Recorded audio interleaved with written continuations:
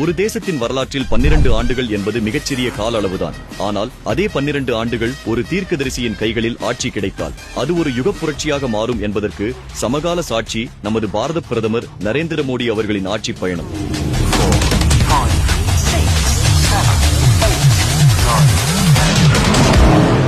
எளிய குடும்பத்தில் இருந்து வந்து நான் பிரதமராக அல்ல, இந்த தேசத்தின் முதன்மை சேவகனாக பொறுப்பேற்கிறேன் என்று முழங்கியவர் இன்று 4399 நாட்களை கடந்து ஒரு புதிய வரலாறை உருவாக்கியதுடன் உலகமே உற்றுநோக்கும் விஸ்வகுருவாக இந்தியாவை அரியாசனத்தில் அமர வைத்திருக்கிறார். இது வெறும் ஆட்சி பயணம் அல்ல, 140 கோடி மக்களின் கனவுகளை நனவாக்கிய அரிய சாதனைகளின் சரித்திரம்.